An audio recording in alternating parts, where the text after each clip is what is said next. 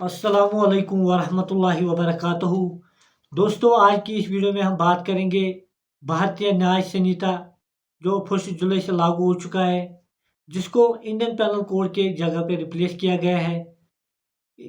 इस वीडियो में मैं बात करूंगा, पहले जो पहला हिस्सा होगा उसमें मैं जो चेंजेस लाई गई है इस भारतीय न्याय संहिता से जो इंडियन पैनल कोड में न थी उस पर मैं बात करूंगा। और जो सेकंड पार्ट रहेगा उसमें मैं बात करूंगा कि जो सेक्शन में हेरा फेरी हो चुकी है कि उसमें जो एक सेक्शन था यहाँ पे किस जगह पे आया है, उनकी जो नंबरिंग है वो कैसे चेंज हो चुकी है उस पर मैं बात करूंगा।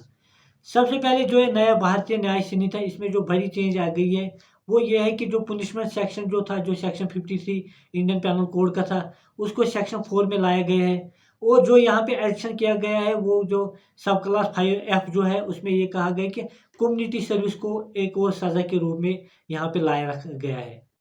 कम्युनिटी सर्विस को, जिसको सेक्शन 23 जो है भारतीय न्याय सुरक्षा संहिता जो है उसमें उसको डिफाइन किया गया है किसी हद तक कि एक तरह की ऐसी सज़ा है कि किसी आदमी को दी जाती है कि जिससे कम्युनिटी को फ़ायदा मिले। मिसाल के तौर पर किसको किन सूरतों में ये सज़ा मिल सकती है। कोई पब्लिक सर्वेंट है जो कोई बिजनेस का काम कर रहा है, उसको ये सज़ा दी जा सकती है। किसी चोर ने चोरी की हो, स्नैचिंग की हो और उसने वो जो रकम पहली बार जो उसने वो रकम ने चोरी की हो या कोई और चीज़ चोरी की हो और जब वो वापस करे वो चीज़, उसको तब ये कम्युनिटी सर्विस के तौर पर उसको सज़ा दी जा सकती है। इस तरह से किसी के खिलाफ प्रोक्लेमेशन का आर्डर निकाला गया हो, उसको भी एज अ पेटी सर्विस या उसके खिलाफ भी कम्युनिटी सर्विस की सज़ा मिल सकती है। इस तरह से जो और एक चेंज लाई गई वो है मॉब लिंचिंग को यहाँ पे इंक्लूड किया गया है। जो सेक्शन 104 बी 103 क्लास 2 है उसमें ये कहा गया है कि मॉब लिंचिंग का मतलब ये है कि जब 5 से ज़्यादा कोई आदमी इकट्ठे होके किसी आदमी को, वो किसी अलग कम्युनिटी से वाबस्ता हो, वो किसी अलग रिलीजियस कम्युनिटी से वाबस्ता हो, उसके वो किसी और तरीके से कि उसका कास्ट अलग हो, उसका रिलीजन अलग हो, उसकी मतलब लैंग्वेज अलग हो, किसी भी बुनियाद पे अगर उसकी वो 5 से ज़्यादा बंदे उसको मारे, उस सूरत में हम उसको कहते हैं लिंचिंग। और उसको भी सज़ा दी गई है इसमें जो सेक्शन 103 सब क्लास 2 भारतीय न्याय संहिता का है। इसके अलावा जो सेक्शन 111 उसमें ऑर्गेनाइज्ड क्राइम की बात की गई है। उसमें कहा गया कि अगर कोई कंटिन्यूअसली मतलब किसी कॉन्ट्रैक्ट के लिए, जैसे हम सुपारी कहते थे, रॉबरी हो, फाइनेंशियल फ्रॉड हो, मतलब ट्रैफिकिंग हो, बहुत सारे जब इनमें 5 से ज़्यादा लोग मुलवस पाए जाएँगे, उनको भी ऑर्गेनाइज्ड क्राइम में रखा गया है। उनकी भी सज़ा जो पहली बार इंडियन पेनल कोड में जो वो वजूद में ना था, यहाँ पे उसको एक शक्ल बख्शी गई है। इस तरह से पेटी ऑर्गेनाइज्ड क्राइम जो सेक्शन 112 वो बात कर रहा है कि जब छोटी-छोटी मतलब किसी ने किसी के पेपर जो एग्ज़ामिनेशन पेपर्स होते हैं उनको भेज रहा होगा की हो, मगर वो जो उसमें जो पैसे वो उनमें जो मुलव्वस लोग होंगे वो 5 से ज़्यादा होंगे। वो इस तरह से अलग-अलग चीज़ें में जिनको इसी सेक्शन 112 में कहा गया है कि उनको पेटी ऑर्गेनाइज्ड क्राइम में रखा गया है। इस तरह सेक्शन 113 में जो पहली बार कहा गया वो टेररिज्म को भी इंडियन पेनल कोड में एक अलग शक्ल बख्शी गई है। इस तरह से जो भारतीय न्याय संहिता जो और एक चीज़ जो लाई गई है वो है जो सेडिशन सेक्शन 124 ए जो इंडियन पेनल कोड का था, क्योंकि उसको रिपील किया गया था, उसने सुप्रीम कोर्ट ने उसको सस्पेंड किया गया था। अब इसमें उसकी जगह पे अब जो सेम प्रोविज़न की तरह है जैसे सेडिशन था, वो सेक्शन 150 और सेक्शन 152 जो जो बात कर रहा है ट्रेज़न की बात कर रहा है। मिसाल के तौर पर एंडेंजरिंग किसको कर रहा है, सॉवरेनिटी को, यूनिटी, इंटीग्रिटी ऑफ इंडिया को, उसको ट्रेज़न में पकड़ा जा सकता है। इस तरह से फेक करेंसी, अगर किसी के पास फेक करेंसी पकड़ी गई हो, सेक्शन 178 जो भारतीय न्याय संहिता ये कह रहा है कि किसी के पास फेक करेंसी, पैसे, करेंसी जो पकड़ी गई हो, मगर उसको ये पता नहीं है कि ये मेरे पास फेक करेंसी है। उसको पहले उसको भी सज़ा मिलती थी जिसके पास फेक करेंसी मिलती थी। अब जो है भारतीय न्याय संहिता सेक्शन 172 वो कह रहा है कि उसको हम सज़ा नहीं देंगे अगर उसको पता ना हो कि वो कॉन्शियसली उसको पजेशन ना हो उस फेक करेंसी का, उसको सज़ा नहीं मिलेगी। इस तरह से जो थेफ्ट है, थेफ्ट की जो डेफिनिशन है मूवेबल प्रॉपर्टी, इसमें भी कुछ नई चेंजेस लाई गई। इसमें इंटेंजिबल प्रॉपर्टी को भी इंक्लूड किया गया है। मिसाल के तौर पर डाटा थेफ्ट हो सकती है, इस तरह कार्ड स्कीमिंग हो सकती है, इस तरह से मिसाल के तौर पर आइडेंटिटी थेफ्ट हो सकती है, इंटेंजिबल एसेट्स की थेफ्ट हो सकती है। इस तरह से बहुत सारी ऐसी चीज़ें हो सकती है, कॉपीराइट का भी थेफ्ट हो सकता है, पेटेंट्स का भी थेफ्ट हो सकता है, जिनको पहली बार मूवेबल प्रॉपर्टी में इंक्लूड किया गया है। वो सेक्शन मुझे लगता है 303 में इसको कहाँ रखा गया है। इसके अलावा सेक्शन 304 जो है भारतीय न्याय संहिता का है, वो बात कर रहा है स्नैचिंग के बारे में। वो पहली बार इसको इंक्लूड किया गया है, जो ये इंडियन पैनल कोड था वहाँ पे नहीं था, मगर इसको यहाँ पे एक शक्ल दी गई है। अब मैं आता हूँ कि जो चेंजेस लाई गई, पहली बात जो सेक्शन 2 है डेफिनेशन क्लास, जो उसमें वो एक्सप्लेनेशन में वो बहुत सारी चीज़ें रखी गई थी इंडियन पैनल कोड में। इसमें यहाँ पे ये कि उनको एक ही जगह में डेफिनेशन क्लास में लाया गया है, और जितनी भी जनरल एक्सेप्शन एक्सप्लेनेशन थी इंडियन पैनल कोड की, उनको यहाँ पे एक डेफिनेशन क्लास में रखा गया है। ये सबसे बड़ी चेंज थी। इस तरह से जैसे मैं कह रहा हूँ कि कॉमन इंटेंशन जो सेक्शन 34 इंडियन पैनल कोड की बात कर रहा था, यहाँ पे सेक्शन 3 सब क्लास 5 वो बात कर रहा है कॉमन इंटेंशन की। इस तरह से जो पनिशमेंट से चैप्टर सेकंड जो है भारतीय न्याय संहिता का, वो पनिशमेंट की बात कर रहा है। उसमें जो सबसे बड़ी चेंज लाई गई वो कम्युनिटी सर्विस को इंक्लूड किया गया है। इस तरह जब हम चैप्टर 3 में देखते हैं जनरल एक्सेप्शन, वो लगभग सेम ही है जो इंडियन पैनल कोड में है, वो यहाँ पे भी सेम ही रखी गई है।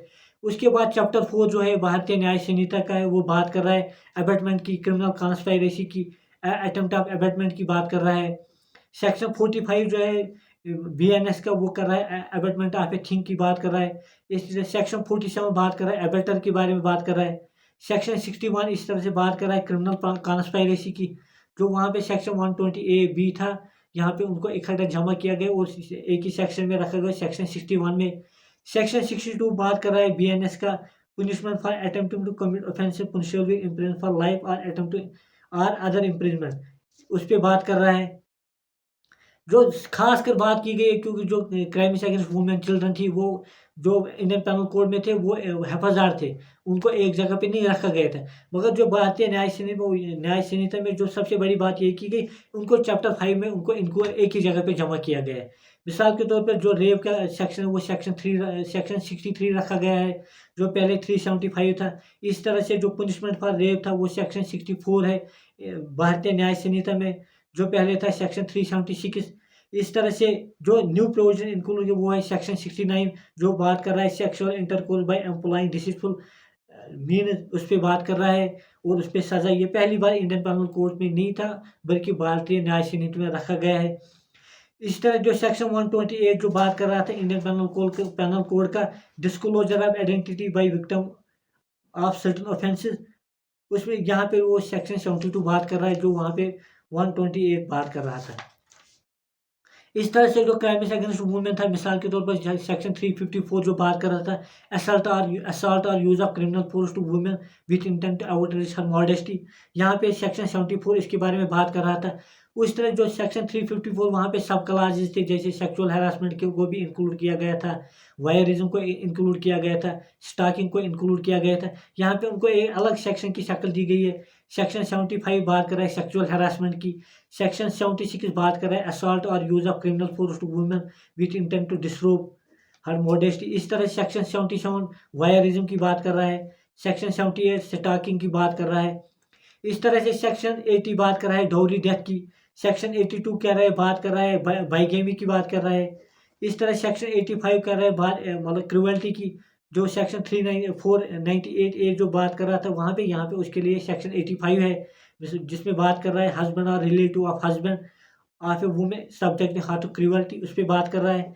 इस तरह सेक्शन 86 डिफाइन कर रहा है क्रुएल्टी क्या होती है। उसके बाद है चैप्टर 6 जो भारतीय न्याय संहिता का है, वो बात कर रहा है ऑफेंसेस अफेक्टिंग ह्यूमन बॉडी। मिसाल के तौर पर सेक्शन 100 जो बात कर रहा है वो कल्पेबल होमिसाइड की बात कर रहा है, जो वहाँ पे इंडियन पैनल कोड में सेक्शन 299 था। इस तरह सेक्शन 101 बात कर रहा है मर्डर के बारे में, जो वहाँ पे सेक्शन था इंडियन पैनल कोड में 300 सेक्शन 300 बात कर रहा था।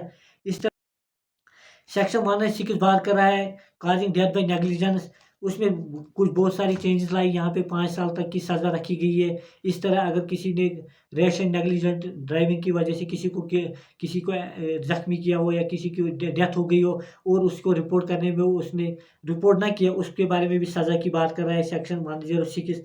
इस तरह से सेक्शन 109 अटेम्प्ट टू मर्डर की बात कर रहा है, जो वहाँ इंडियन पैनल कोड में सेक्शन 307 बात कर रहा था। इस तरह से सेक्शन 111 ऑर्गेनाइज क्राइम की बात, सेक्शन 112 पेटी ऑर्गेनाइज क्राइम की, सेक्शन 113 टेररिस्ट एक्ट की, सेक्शन 114 हर्ट के बारे में बात कर रहा है, सेक्शन 116 ग्रीवियस हर्ट के बारे में बात कर रहा है, सेक्शन 126 रॉन्गफुल एक्सीडेंट की बात कर रहा है, सेक्शन 127 रॉन्गफुल कन्फाइनमेंट की पर बात कर रहा है। इस तरह से जो सेक्शन 137 किडनैपिंग पे बात कर रहा है, जो वहाँ इंडियन पेनल कोड में सेक्शन 359 था। इस तरह सेक्शन 138 जो बात कर रहा है अबडक्शन के बारे में बात कर रहा है, जो वहाँ पे सेक्शन 362 था, किस पे आईपीसी में था। इस तरह से जो सेक्शन 317 इंडियन पेनल कोड का जो वो ट्रैफिकिंग ऑफ पर्सन पे बात कर रहा था, यहाँ पे सेक्शन 143 उसके लिए इस्तेमाल होता है। उसके बाद चैप्टर 11 जो है वो बात कर रहा है ऑफेंस अगेंस्ट पब्लिक ट्रैंक्विलिटी। मिसाल के तौर पर अनलॉफुल असेंबली, जो वहाँ पे सेक्शन 141 बात कर रहा था, यहाँ पे सेक्शन 189 बात कर रहा है। इस तरह रियाटिंग के बारे में जहाँ पे सेक्शन भारतीय न्याय संहिता में है सेक्शन 191, वहाँ पे सेक्शन 146 था। इस तरह से सेक्शन 194 एफरे की बात कर रहा है, इंडियन पेनल कोड के बारे में उसके बारे में 159 था। उसके अलावा चैप्टर 16 जो है वो ऑफेंसेस अगेंस्ट रिलीजन के बारे में बात कर रहा है। मिसाल के तौर पर सेक्शन 302 जो बात कर रहा है uttering words etc with deliberate intent to wound religious feelings of any person। इसके बाद है चैप्टर 17 जो बात कर रहा है आप ऑफेंसेस अगेंस्ट प्रॉपर्टी। मिसाल के तौर पर जो प्रॉपर्टी के रिगार्डिंग ऑफेंसेस होते हैं उस पर बात कर रहा है। सबसे पहले बात सेक्शन 303 जो भारतीय न्याय संहिता का है वो बात कर रहा है थेफ्ट के बारे में, वो जो उसके बारे आईपीसी में उसके लिए सेक्शन 378 था। इस तरह से जो ऐड किया गया था भारतीय न्याय संहिता में वो सेक्शन 304 जो स्नैचिंग की बात कर रहा है। सेक्शन 308 बात कर रहा है एक्सटॉर्शन की, जो इंडियन पेनल कोड में सेक्शन 383 बात कर रहा था। सेक्शन 309 रॉबरी की बात कर रहा है, जो इंडियन पेनल कोड में सेक्शन 390 बात कर रहा था। इस तरह सेक्शन 3010 डकैती की बात कर रहा है, जो सेक्शन 391 आईपीसी की में बात कर रहा था। उसके बाद सेक्शन 316 बात कर रहा है क्रिमिनल ब्रीच ऑफ ट्रस्ट की पे। इस तरह से सेक्शन 317 बात कर रहा है स्टोलन प्रॉपर्टी के बारे में। जो 415 जो बात कर रहा था चीटिंग की डेफिनेशन पे बारे में बात कर रहा है, जिसको आमतौर पे फिर 420 में 420 में ला रहे थे। यहाँ पे उसके लिए सेक्शन है सेक्शन 318 318 बात कर रहा है। इस तरह से मिसचीफ के बारे में सेक्शन 324 बात कर रहा है। अब जो चैप्टर 18 बात कर रहा है वो ऑफेंस रिलेटेड डॉक्यूमेंट, मिसाल के तौर मेकिंग फॉल्स डॉक्यूमेंट, उस पर बात कर रहा है सेक्शन 335 BNS का। फोर्जरी के बारे में सेक्शन 336 बात कर रहा है। चैप्टर 19 जो है इंडियन में ये भारतीय न्याय संहिता का सेक्शन 351 क्रिमिनल इंटिमिडेशन पर बात कर रहा है। सेक्शन 356 डिफेमेशन पे बात कर रहा है। ये थी कुछ बेसिक जानकारी जो मतलब मुझे लग रहा है चेंजेस लाई गई है इंडियन पेनल कोड से भारतीय न्याय संहिता में। और जो पहले ये कि जो पहले इंडियन पेनल में जो चेंजेस न थी, जिनको पहली बात भारतीय न्याय संहिता में रखा गया, दूसरे जो इंडियन पेनल कोड में पहले से ही थे, मगर यहाँ पे उनकी सेक्शन जो नंबरिंग है वो उधर इधर या उनको एक तरह से वो कोहरेंस में रखा गया है, उस पर मैंने बात की। शुक्रिया, थैंक यू।